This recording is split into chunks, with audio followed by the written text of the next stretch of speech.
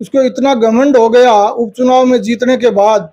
वो तो एक सहानुभूति की लहर थी और वोट 3 जगह बट गए। इतना घमंड हो गया कि किसी ने माँ का दूध पिया है तो उसको रोक के दिखा दे।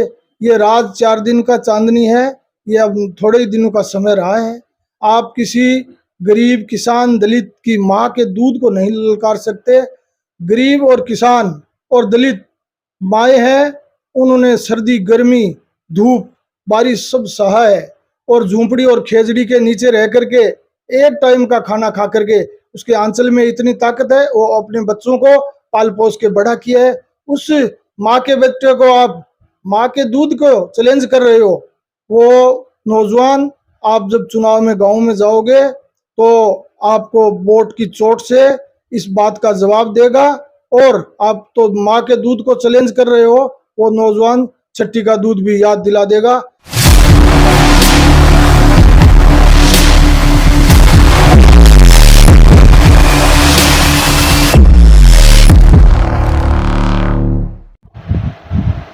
चूरू भाजपा का प्रमुख चेहरा हमारे साथ में इस समय है।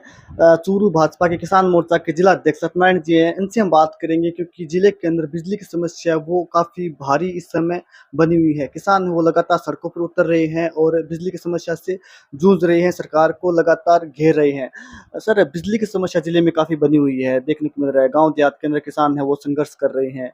बीजेपी का क्या रुख है इसमें? बिजली के हालात जिले में बहुत ही खराब है। जो बिजली किसान को 6 घंटे देने का वादा कर रखा है सरकार ने, वो 1.5 से 2 घंटे बिजली दी जा रही है। वोल्टेज बहुत कम है, उसकी वजह से किसानों की मोटरें जल रही है, भारी आर्थिक नुकसान हो रहा है। और जिले के विशेष करके सरदार सर सबसे बड़ा एग्रीकल्चर का बेल्ट है। यहाँ इस सरकार ने 4.5 साल में एक GSS 33 का बनाया है, 2 GSS 33 के पूर्ववर्ती सरकार में स्वीकृत थे वो बने। यहाँ 33 के कम से कम 10 से 12 और GSS बनते, 132 के 2 GSS बनते तो जाकर के किसानों की समस्याओं का समाधान हो सकता। आज हमारी सरकार पूर्ववर्ती सरकार ने हालासर में 220 kV का GSS बनाया था। उसमें 100 के MVA का एक ट्रांसफार्मर एडिशनल लगना था। वो 4 साल से कहते रहे आज आ रहा है कल आ रहा है, और 5 महीने पहले वो ट्रांसफार्मर आया, लेकिन आज भी वो चालू की स्थिति में नहीं है। भानीपरा 132 में एक एडिशनल ट्रांसफार्मर और लगना था। पातलीसर 132 में एक एडिशनल ट्रांसफार्मर और लगना था। बहुत सारे लाइनों को शिफ्ट किया जाना था, वो शिफ्टिंग का काम नहीं हुआ, फीडर सेपरेट नहीं हुए। सरकार सोई रही, इनके पास बिजली के नाम पे न तार है, न खम्मा है, न इंसुलेटर है। यहाँ के क्षेत्रीय विधायक किसानों की लेकर के चिंतित है नहीं। विधायक कह रहे हैं कि हमने कई सारे GSS बनाए हैं, गहलोत सरकार ने काफी काम दिया है, बिजली को लेकर काफी गंभीर है, हमने भी GSS बनाए। विधायक खुद कहते हैं, हर भाषण में कहते हैं। कहा होगा हमें धरातल पे, और गांव में वो विधायक गांव में जाएंगे तो बता देंगे कितने गांव में उन्होंने GSS बनाए हैं। वर्तमान सरकार में पूर्ववर्ती सरकार के ढांचे से काम चला रहे हैं। 1.5 से 2 साल पहले जो किसानों ने डिमांड भरे, 6-6, 7-7, 8-8 लाख रुपए खर्च कर दिए, उनको कनेक्शन नहीं मिला। और जिनको तार और पोल लग गए उनके ट्रांसफार्मर नहीं मिला। एक राजस्थान जयपुर की एक कंपनी को टेंडर दिया गया, वो कंपनी को एक साल में 3,440 कनेक्शन करने थे और वो कंपनी 600 कनेक्शन कर पाई और 91 ट्यूबवेल चालू करवा पाई। ऐसे हालात है। 900 से ज्यादा घरेलू कनेक्शन सरदार शहर के बिजली के डिमांड भरे हुए लोग बिजली बोर्ड के चक्कर काट रहे हैं। न घरेलू बिजली है, न उद्योग को बिजली है, न किसान को बिजली है। चारों ओर बिजली के लिए हाहाकार मची हुई है। हमारे किसान हर GSS पे धरना दे रहे हैं, हर GSS पे काले झंडे दिखा रहे हैं और सरकार सोई हुई है। सरकार केवल अब 30 दिन बचे हैं, रेवड़ी बांटने का काम कर रही है, मोबाइल और वो फूड पैकेट देने का काम कर रही है। उस फूड पैकेट को यदि कोई गरीब और किसान खाएगा तो वो और बीमार होगा, इससे ज्यादा और कुछ होने वाला नहीं। गांव के अंदर फसलें जल रही है किसानों की, देखा जा सकता है। किसान खून के आंसू बहा रहे हैं, राम और राज दोनों रूठा हुआ नजर आ रहा है। लेकिन भाजपा ने भी मजबूती के साथ आंदोलन नहीं किया। आपको नहीं लगता है भाजपा मजबूती से काम कर सकती थी?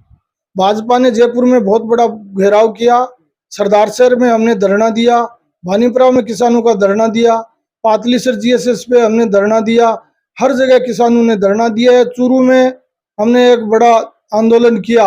बार बार हम दोहराते रहे कि भविष्य में आप नहीं चेतोगे तो आगे आने वाला समय खराब है, किसानों की फसलें बर्बाद हो जाएगी, लेकिन ये सरकार जगी नहीं। तो क्या किसानों की समस्याओं का समाधान, आपकी मांगों का समाधान सरकार की विदाई के साथ ही होगा या पहले हो जाएगा? अब इस सरकार की विदाई के साथ ही सरकार का किसानों का समाधान होगा।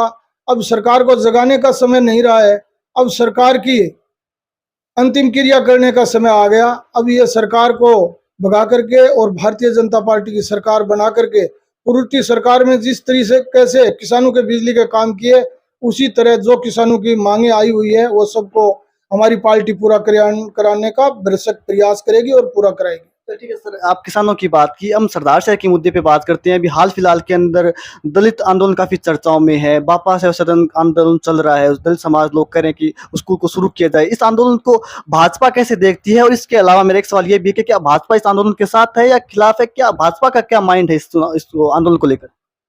जो बापा सेवा सदन का मामला है वो उस एक समाज विशेष का नहीं, सभी वर्गों से जुड़ा हुआ मामला है। हॉस्पिटल की जरूरत है, लेकिन हॉस्पिटल की जरूरत के साथ साथ जो बापा सेवा सदन की जमीन को लेकर जो लोग आंदोलन कर रहे हैं, उनसे बैठ के सरकार बात करती, कोई विचार करती, कोई रास्ता निकलता नहीं निकलता वो आगे की बात है। उनकी क्या क्या मांगे हैं वो समझते, लेकिन उनकी तो कोई बातें सुनी नहीं। उनकी बातों को नजरअंदाज करते हुए उनको एक चैलेंज कर दिया क्षेत्रीय विधायक ने। उसको इतना घमंड हो गया उपचुनाव में जीतने के बाद, वो तो एक सहानुभूति की लहर थी और वोट 3 जगह बट गए। इतना घमंड हो गया कि किसी ने माँ का दूध पिया है तो उसको रोक के दिखा दे।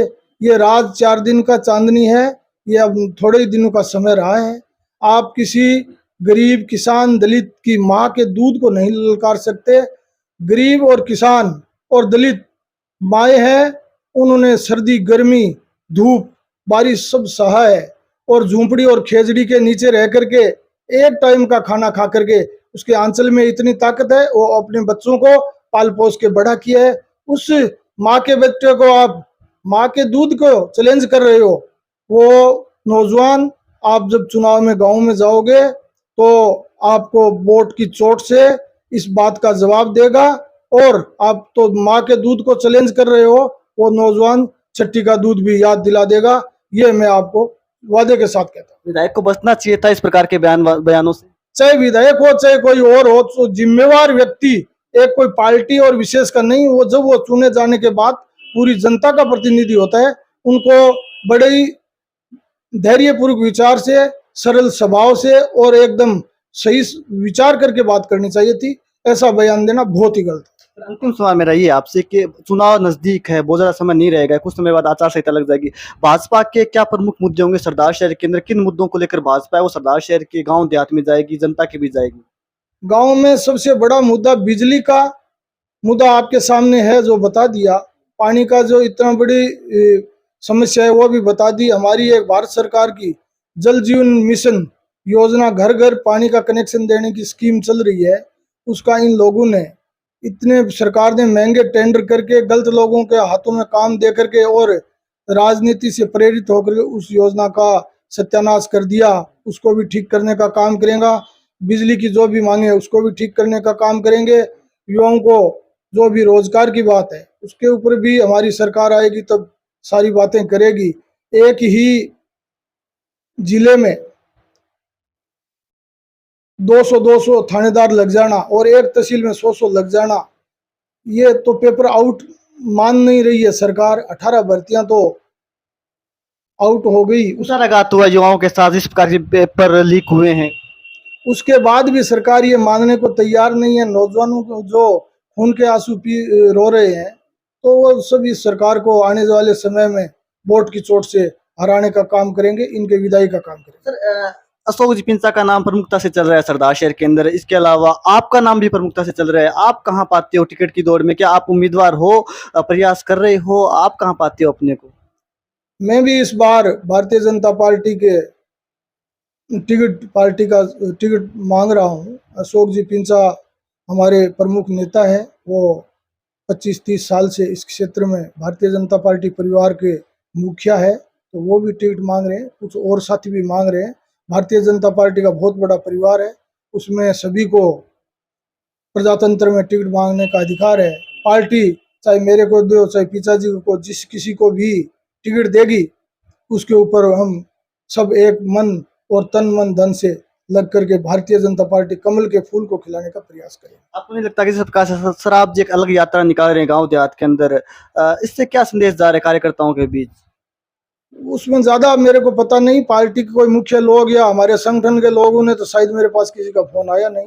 वो अपने हिसाब से जो भी कोई यात्रा निकाल रहे होंगे, वो भी कोई पार्टी का काम करते होंगे।